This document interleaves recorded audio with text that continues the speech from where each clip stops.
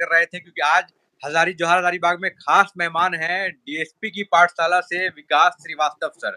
और विकास श्रीवास्तव सर हजारीबाग से ही हैं और 2012 में इन्होंने जेपीएससी निकाला था। तो जेपीएससी की इस बार इसलिए बात हो रही है क्योंकि 22 तारीख को जो है जेपीएससी का मेंस एग्जाम है। पीटी हो चुका है और मेंस एग्जाम में सिर्फ अब 5 दिन बचे हैं अगर आज का दिन भी जोड़ा जाए तो। तो आज हम लोग बात करेंगे विकास जी से। सर ये बताइए अब 5 दिन ही बचे हुए हैं तो आप क्या कर रहे थे उस 5 दिनों में जब बचा हुआ था तो और अभी के लोग जो एग्जाम देने के लिए जा रहे हैं वो क्या करेंगे? गर्मी भी बहुत ज्यादा है सर। सभी को जोहार। मेरे समय में और अभी जो पैटर्न है उसमें थोड़ा चेंजिंग है। चेंजिंग ये है कि हम लोग के समय में टाइम जेपीएससी देती थी, अब जेपीएससी गैप नहीं देती है। अच्छा। 3 दिनों में 6 पेपर की परीक्षा है और दोनों शिफ्ट में एग्जाम होता है। 10 से 1 और 2 से 5 तीनों दिन बड़ा हेक्टिक पैक होगा ये पूरा। मतलब एक दिन 6 एक घंटा, एक दिन में 6 घंटा एक दिन में पढ़ना है। 6 घंटे का पेपर देना है सभी को। हम्म। तो इस समय चूंकि अब टाइम बिल्कुल नहीं है, अगर आप आज से मान ले 17 से मान ले तो 5 दिन ही बच्चों के पास है। हम्म। 22 को जो पहला एग्जाम है इनका वो है Hindi English qualifying paper and language paper.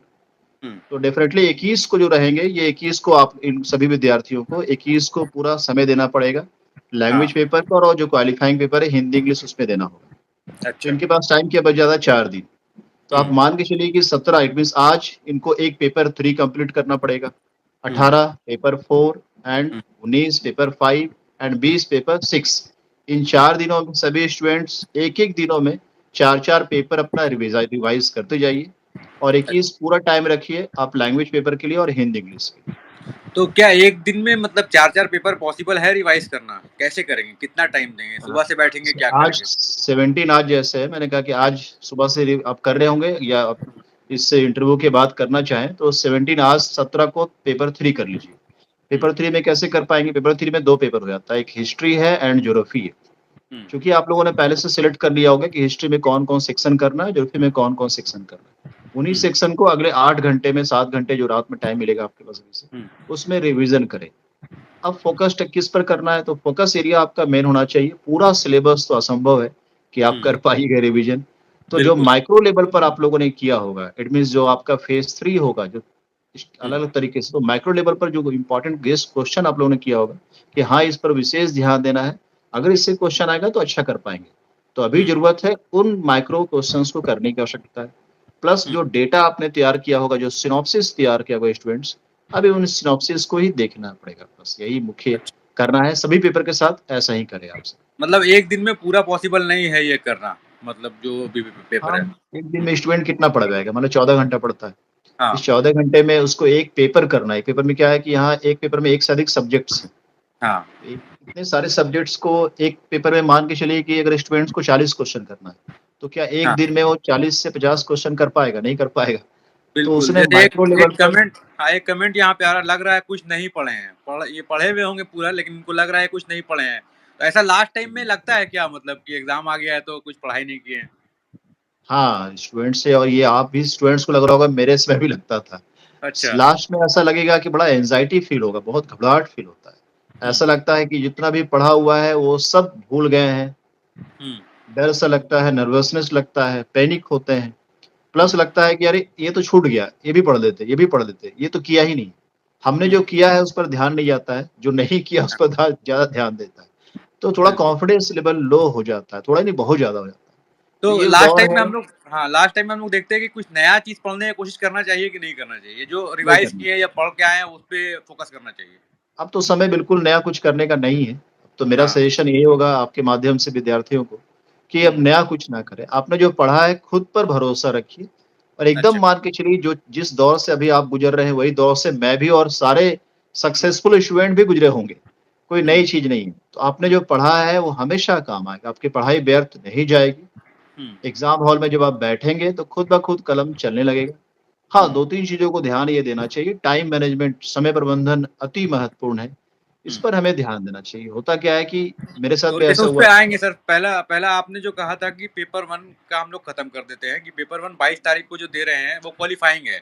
तो उसमें उतना फ़ोकस शायद नहीं करना पड़ेगा स्टूडेंट को। लेकिन 21 तारीख को 23 को जो एग्ज़ाम आप बोल रहे हैं, सेकंड पेपर जो होगा, उसमें क्या कठिनाई आएगी स्टूडेंट्स को? और आप लोगों ब लोगों ने कैसे फेस किया था उसको, चैलेंज को?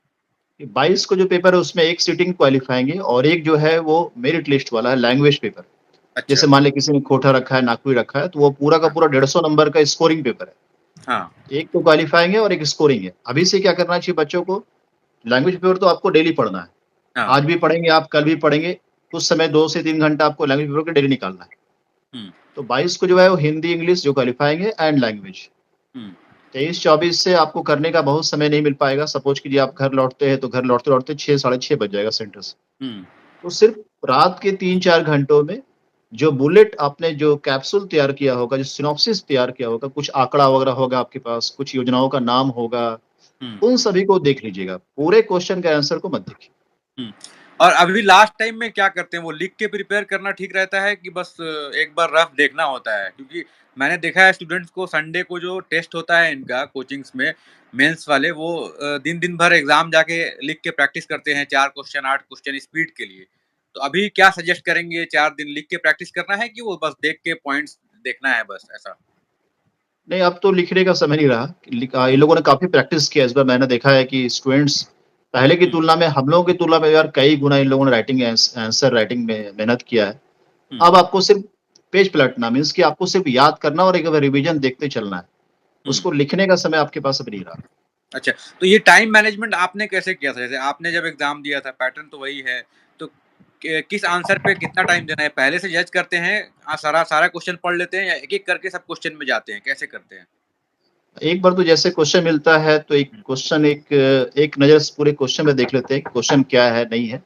ये पूरे क्वेश्चन को एक नज़र से देख लिया जाता है। फिर क्वेश्चन हम लोग पहले से, अभी क्या हो रहा है कि सिलेक्ट कर लिया जाता है कि कौन सेक्शन हमें करना है। हुँ, तो फिर आपको वहाँ पर अभी एमसीक्यू है, तो एमसीक्यू 20 क्वेश्चन आपको बनाना है। हुँ, तो एक नज़र से सारे प्रश्नों को देख लीजिए, उसके बाद लिखना स्टार्ट कीजिए, बहुत समय बर्बाद ना कीजिए। एक बार हुँ, देखने में मान लीजिए आपको 2 मिनट चला जाता है, बट तीसरे मिनट से मैं कहूँगा कि आंसर लिखना स्टार्ट कर दीजिए। हुँ। तो मतलब ये एग्ज़ाम में बैठने के टाइम में हो गया। और हुँ। अभी जैसे गर्मी बहुत ज़्यादा है, तो बीच-बीच में क्या परेशानी हो सकती है स्टूडेंट्स को? गर्मी की वजह से थोड़ा पढ़ाई में दिक्कत हो सकता है, हीट की वजह से ऐसा कुछ? मैं कहूँगा कि इस समय जो है वो आप सभी लोग गर्मी के अनुसार ही अपनी तैयारी करें। मीन्स कि बहुत ज़्यादा कुछ खाने की आवश्यकता नहीं है, बहुत लाइट मील लें। पानी ज़्यादा सेवन करें। एग्ज़ाम हॉल में मेरे समय एग्ज़ामिनेशन जो था वो मई में था, मई और हुँ, जून में, इसी टाइम में था। हुँ, तो मैंने ज़बरदस्त फेस किया था इस चीज़ को। कई बार आपका सेंटर ऐसी जगह पड़ेगा जहाँ पर फ़ैन होगा ही नहीं मान लीजिए, तो हुँ, वैसी दशा में क्या-क्या एग्ज़ाम हॉल में लेके जाना चाहिए। हुँ, एक तो टॉवेल, छोटा टॉवेल जो है वो अवश्य ले जाइए। पानी, water hmm, bottle with glucose, अगर सम पॉसिबल हो सके ग्लूकोज़ रख लीजिए। कुछ हुँ, मेडिसिन आप रख सकते हैं, सपोज़ हुँ। हेडेक के लिए या पेन किलर या फिर कोई पेट दर्द से हो जाता है, तो ये आप रख सकते हैं। बट जितना कम खाएँगे और जितना पानी पिएँगे, ये हुँ। बेहतर होगा। एक लास्ट टाइम में हम लोग देखते हैं कुछ स्टूडेंट जो मेंस निकाल चुके हैं, कुछ फैमिली डिस्ट्रैक्शंस भी हो सकता है क्या जो मेंस में एग्ज़ाम देने जा रहे हैं? कुछ घटना घट गया किसी के साथ तो इसको कैसे टैकल करते हैं? मतलब कुछ ऐसा हो गया, लेट पहुँच रहे हैं सेंटर कुछ ट्रैफिक जाम में फँस गया, टेंशन है, लाइट चला गया, पढ़ नहीं पा रहे हैं बिजली की वजह से। इन सब चीज़ों को कैसे टैकल करेंगे स्टूडेंट्स अभी? देखिए ये तो सडन सिचुएशन है, उस समय क्या हुँ, सिचुएशन होगा, ये हुँ, आपको टैकल तो करना ही पड़ेगा। फाइनली ये देखना है कि आपका सारा जो एम होना चाहिए, जो गोल होना चाहिए, वो एग्ज़ामिनेशन पर होना चाहिए। सारा हुँ, फ़ोकस एग्ज़ामिनेशन है, कि आप एग्ज़ाम देने वाले हैं गेस्टेड ऑफ़िसर का। इस हुँ, एग्ज़ाम को क्वालीफ़ाई करने के बाद पूरी ज़िंदगी, पूरी करियर चेंज होने वाली है। हुँ, ऐसे कई एग्ज़ाम्पल हैं जिन्होंने एक्सीडेंट हो गया और 2 महीने से बेड पर हैं और अभी ठीक हुए हैं, या कई लोग तो मतलब पैर, एक एग्ज़ाम्पल है, एक लड़का आईएएस क्वालीफ़ाई किया है जो कि खुद ही अ, इंजर्ड था, पैर टूट गया था, उसके बाद भी वो हॉस्पिटल से डायरेक्ट एग्ज़ाम देने आ गया। तो अच्छा। सिचुएशन तो कई बार एडवर्स होती है। मैं हुँ, सजेशन आपको ये दूँगा कि अ, उस समय अपने आप को कैसे आप कंट्रोल कर पाएँगे। हुँ, एग्ज़ामिनेशन एक बार क्वालीफ़ाई कर जाएगा, डीवाईएसपी बन जाएगा, डिटेक्टर बन जाएगा, तो ये हुँ। सब चीज़ें जो हैं वो फिर रिकवर हो जाती हैं। हुँ। तो तो एग्ज़ाम पर आप जैसे फ़ोकस करें। आपका अगर पर्सनल लिया जाए तो आप रात में पढ़ते थे ज़्यादा या सुबह वाला टाइम में या फिर सुबह उठ के पढ़ते थे? क्या रूटीन होता था आपका? मेरा शेड्यूल शुरू से, हम लोग थोड़ा रात में पढ़ते हैं। दिल्ली में मैंने तैयारी किया तो दिल्ली में थोड़ा एक जो है एटमॉस्फियर था वो रात में पढ़ने का ज़्यादा था। तो मैं हुँ, रात में लेट नाइट तक पढ़ता था। तो ये जो मेरा जो अपना है बट हाँ, जो लोग रात में लेट नाइट तक पढ़ रहे हैं तो उनको कितना स्लीप टाइम मतलब सोने का टाइम कितना सजेस्ट करते हैं आप या फिर कितना सोना चाहिए अभी? और लास्ट टाइम में ख़ासकर क्योंकि वो नींद अच्छा होना ज़रूरी है एग्ज़ाम में आप 6 घंटा लगातार बैठेंगे तो वहाँ पे साइकोलॉजिकल वो जो है वो चाहिए, स्ट्रेंथ चाहिए वो ज़रूरी है। तो ये लास्ट टाइम में कैसे करेंगे? क्योंकि अभी अभी नींद बच्चों लोगों ने का फट गया होगा, हाँ, एग्ज़ाम अभी नज़दीक बच्चों ने है। क्या किया है कि अभी बच्चे जो हैं वो ज़्यादा प्रैक्टिस कर रहे हैं, क्योंकि हाँ, रेगुलर सभी लोग मॉक टेस्ट दे रहे हैं। हुँ, तो मॉक टेस्ट का टाइम 10 बजे के आस-पास ही होता है। तो हुँ, बच्चों का अभी जो एक बायोलॉजिकल हैबिट होता है वो डेवलप कर गया है। अच्छा, तो आपको अभी का जो सिचुएशन होता है उसमें रात में आप सोने पर ज़्यादा ध्यान दें, 6 से 7 घंटा आपको नींद लेनी है पूरी। हुँ। क्यों? क्योंकि फिर आपको 10 बजे से बैठना है। अगर आप सुबह 4 बजे तक जगिएगा, तो फिर कैसे एग्ज़ाम हॉल में आपको नींद आ जाएगा। वो बिल्कुल, अपना अगर 1 100% सेकंड आप भी नहीं दे पाएँगे। नैप आता है एग्ज़ाम में तो एक क्वेश्चन छूट सकता है, ऐसा हो सकता है। हाँ, ये हो सकता है। हाँ, बिल्कुल। ये तो होता है वही है कई बार। मतलब रात में ज़्यादा अभी सोए हैं, अभी आपका कहना है कि रात में अभी ज़्यादा है, सोए हैं। अच्छी नींद लें, लेकिन नींद तो नहीं हाँ, आएगी, नींद उड़ा-उड़ा हाँ, रहता है। एग्ज़ाम और हाँ, एग्ज़ाम से पहले मेरे और आपके कहने से नींद नहीं आ जाएगा। ये हम बिल्कुल। लोग उस दौर से गुज़रे हैं। हाँ, ज्योग्राफ़ी जिस दिन मेरा ज्योग्राफ़ी पेपर था, उसके लास्ट नाइट मैं रात भर सो ही नहीं पाया, मैंने नींद नहीं आई अ मुझे। तो ऐसा अच्छा। होता है। बट सुझाव तो हम लोग यही देंगे कि आप कोशिश करें अच्छा नींद लेने का। तो जैसे अभी तो फ्रेश कुछ लोग माइंड जैसे से हाँ, कुछ लोग जैसे फ्रेश हज़ारीबाग माइंड में से जो फ्रेश हाँ, चीज़ें जो हैं, वो रिकॉल हो हाँ। जाती हैं। जी। अब जैसे कुछ लोग हज़ारीबाग से, रामगढ़ से, अलग-अलग डिस्ट्रिक्ट से रांची जाएँगे एग्ज़ाम देने के लिए। तो हुँ। 3 दिन वो मतलब कहाँ बहुत लोग तो घर पे रह नहीं पाएँगे, होटल ही लेना पड़ेगा। 22, 23, 24 एग्ज़ाम है। तो वो सेंटर के दूर अगर होगा होटल तो फिर उनको आने-जाने में परेशानी है। आप क्या सजेस्ट करें कहाँ पे रुके और जब होटल में वो रुक रहे हैं उस दिन क्या करें? मतलब कितना डिस्ट्रैक्शन से बचने के लिए क्या करें? एज़ पॉसिबल एज़ आपका एडमिट कार्ड निकल गया है मैक्सिमम लोगों का, आप ये हाँ, कोशिश करें कि जहाँ सेंटर है उसके नज़दीक में अगर होटल मिल पाए, कोई रेस्ट हाउस मिल पाए, गेस्ट हाउस तो वहाँ रहने की कोशिश करें। अगर नहीं हुँ, मिल पाता है तो चूँकि एग्ज़ाम का जो टाइम है वो दिया हुआ है कि आधे घंटे बिफ़ोर आपको वहाँ सेंटर पर पहुँचना है। तो हुँ, मैं कहूँगा आधे घंटे नहीं पहले 1 घंटे बिफ़ोर आप सेंटर पर पहुँचने का प्रयास करें। मार्जिन लेके चलें आप आधे घंटे 45 मिनट का कि ट्रैफ़िक में आप राँची का ट्रैफ़िक तो ऐसे भी थोड़ा टफ हुँ, होता है, तो कोशिश हुँ, करें कि आप 1 घंटे मार्जिन लेके चलिएगा, तो ज़्यादा बेहतर होगा आपको, हुँ। ठीक है? क्योंकि उसके हाँ, बाद क्योंकि भी अभी एक न्यूज़ में रांची में मैं हमने हूँ, देखा कि किसी को एक प्रॉब्लम एक हुँ, बच्ची जो है एग्ज़ाम यूपीएससी के एग्ज़ाम में लेट पहुँची तो उसकी मम्मी का जो पूरा एकदम बेहोश हो गई एग्ज़ाम सेंटर से पहले। कल एग्ज़ाम था, तो आज एक न्यूज़ में वो चल रहा था। तो ये भी एक दिमाग में सवाल आ गया कि बच्चा 1 साल से तैयारी कर रहा है, वो सेंटर लेट से पहुँचा तो उसको एग्ज़ाम देने नहीं दिया गया। उसकी मम्मी बेहोश हो गई बाहर। आज का ही न्यूज़ है मतलब कल यूपीएससी का। हाँ। हाँ, कल तो पीड़ित था, तो ये होता है ऐसा नहीं देखिए अपना रूल रेगुलेशन है सिविल सर्विसेज़ का, जेपीएससी ने आपको प्रायर इन्फॉर्म कर दिया है, हुँ, सभी चीज़ों के माध्यम से उन्होंने कल 15 को जो है उन्होंने एक प्रेस रिलीज़ भी इश्यू कर दिया, उसमें सारी इन्फॉर्मेशन दी है। तो हुँ, जेपीएससी का ना कि मैंने तो आपको इन्फॉर्म कर दिया, सारे नॉर्म्स दे दिए, अब आप फुलफिल नहीं कर रहे हैं, तो ये तो आपकी फॉल्ट है। तो जेपीएससी कंसीडर नहीं करती या कोई भी सिविल सर्विस कंसीडर नहीं करती। हुँ, उसमें बड़ा क्लियर लिखा हुआ है कि एग्ज़ाम शुरू होने के 15 मिनट्स के बाद अगर आप आते हैं, तो आपको अलाउड नहीं मिलेगा। हुँ। और तो 1 साल का कोशिश मेहनत करें बर्बाद हो सकता है। कुछ लोग तो 3-3 साल से मेहनत कर रहे हैं। उनका मेहनत बर्बाद हो सकता है, इसलिए टाइमिंग बहुत हाँ, इम्पोर्टेंट हो जाता है यहाँ पे। बिल्कुल जेपीएससी में 1 साल नहीं, जेपीएससी में 2 से 3 साल क्योंकि जेपीएससी हर साल निकलती नहीं है वैकेंसी। हाँ, बिल्कुल। और जैसे अब तो जेपीएससी का जो मेंस दे के निकलेंगे, इनके दिमाग में तो एक चीज़ और चलना चाहिए कि इंटरव्यू क्योंकि अब इंटरव्यू जो होगा वो शायद जल्दी ही हो जाएगा। तो वो क्या करें? एग्ज़ाम दे के निकलें और अपने पेपर पे रिफ्लेक्ट करें कि कैसा हुआ, नहीं होगा, इस पे सोचें या फिर इंटरव्यू की तैयारी करना शुरू कर दें? मेरा सुझाव है कि जैसे आपका एग्ज़ाम खत्म होता है, आप 1-2 दिन थोड़ा रिलैक्स हो जाएँ, बट उसके तुरंत बाद आप इंटरव्यू की तैयारी स्टार्ट करें। इस बार जेपीएससी जैसे आपको ना प्री में टाइम दिया, ना मेंस में, ऐसे इंटरव्यू में भी आपको समय नहीं मिलने वाला है। आप सब हुँ, लोग विद्यार्थी जो हैं, वो तुरंत तैयारी स्टार्ट कर दें। जुलाई में आपका इंटरव्यू हो जाएगा एंड जुलाई लास्ट इंटरव्यू खत्म हो जाएगा, अगस्त में आपका रिज़ल्ट आने की पूरी संभावना है। तो समय नहीं मिलेगा, 1 सप्ताह 10 दिन में आपकी इंटरव्यू हो जाएगी। उतना कम समय में अगर आप रिज़ल्ट का वेट करेंगे, हुँ, तो फिर अगर मान लें कि 10 दिनों में रिज़ल्ट आपकी आ जाती है हुँ, और 10 दिन आपने कुछ नहीं किया, फिर मालूम हुँ, चला कि 10 दिन हो गए, तुरंत 1 सप्ताह में आपका इंटरव्यू है, तो हुँ, फिर आपका बेकार चला जाएगा 10 दिन। तो बिल मेरा मानना है कि अगर आपका जैसा भी मेंस गया हो, कई हुँ, बार देखिए ऐसा होता है कि हम लोगों का पेपर 1 बहुत अच्छा जाता है, मार्क्स हुँ, आता है पेपर 2 में अच्छा। कई बार हुँ, आप जिसमें सैटिस्फाइड नहीं होते, उसमें नंबर ज़्यादा आता है। तो हुँ, यार मेंस थोड़ा-सा अजीब-सा है, किसके पास कॉपी जा रहा है उसके भी मेंटालिटी और उस पर भी डिपेंड करता है कि नंबर देने वाले हैं, नहीं देने वाले हैं। तो मैं आपको सुझाव दूँगा सभी विद्यार्थियों को कि मेंस देने के बाद तुरंत इंटरव्यू में लग जाइए। तो आप लोगों ने इंटरव्यू की तैयारी कैसे की थी? आप तो खुद तैयारी भी करवाते भी थे और खुद भी गए थे, तो आपको उतना चैलेंज नहीं फेस करना पड़ा होगा। लेकिन अभी जो स्टूडेंट दे रहे हैं, वो देख रहे हैं आपको, क्या करें? इंटरव्यू में कैसे तैयारी स्टार्ट करें डे 1 से? अगर आज से 20 दिन के बाद हमें पता चला कि इंटरव्यू है, तो क्या-क्या चीज़ तैयारी करना चाहिए? और आपको क्या इम्पोर्टेंट सवाल जो आए थे, जिसमें लोग फँस जाते हैं या फिर जो टैकल करना बहुत मुश्किल होता है, कैसे इसको टैकल करेंगे? ऐसे तो फैज़ भाई मैं कोशिश करूँगा कि अभी मेंस जैसे खत्म होता है, फिर हुँ। एक इंटरव्यू का आप सेशन कर सकते हैं। अच्छा, हाँ, अ, बिल्कुल, हाँ, उसमें कर क्योंकि अभी सकते हैं। सबके दिमाग में ये है कि मेंस, मेंस, मेंस। उसके हुँ। बाद करेंगे तो कुछ हम लोग इंटरव्यू में कुछ टिप्स बता सकते हैं कि 10 पॉइंट है जिस पर फ़ोकस करना ज़रूरी होता है। हुँ। ये तो वो हम लोग करेंगे रिज़ल्ट्स के बाद। हम हाँ चाह रहे जी। हैं कि मेंस का जैसे रिज़ल्ट आ जाएगा ना, तब इंटरव्यू के लिए हम करेंगे कि क्या होना चाहिए। वो ज़्यादा बेटर रहेगा, क्योंकि जो निकाल लिए हाँ, हैं उनके लिए स्पेशल रहेगा और बाकी लोग जो नेक्स्ट ईयर की तैयारी कर रहे हैं वो भी देख लेंगे। हाँ, बेहतर होगा। तो यही है। तो यही था, कुछ इम्पोर्टेंट पॉइंट अगर छूट रहा है तो आप बता सकते हैं। अब आपको भी काफ़ी 11th ऑवर एक्सपीरियंस है, में आप क्या करें? हमेशा। हाँ, मैं हुँ, मैं बताना चाहूँगा कि अब 11th हाँ, ऑवर में आपका रिवीज़न जो है क्या करें? किस चीज़ पर ज़्यादा ध्यान देने की आवश्यकता है? हुँ, मैं कहूँगा कुछ ऐसे टॉपिक्स हैं जिससे जेपीएससी रेगुलर क्वेश्चन पूछती है और अभी बैकलॉग एग्ज़ाम हुआ उसमें पूछा गया। जैसे हाँ, फॉर एग्ज़ाम्पल आप तैयार कर लें कुछ टॉपिक को कृषि, एग्रीकल्चर को बहुत अच्छे से तैयार कर लें आप सब। क्योंकि जब अच्छा, कृषि पढ़ते हैं तो उसका यूज़ आपको पेपर 6, पेपर 5 एंड पेपर 4 तीनों पेपर में होता है। तो हुँ, भारत की कृषि, agriculture of India and agriculture of Jharkhand ये टॉपिक तैयार करें, वेरी फर्स्ट पहला ये।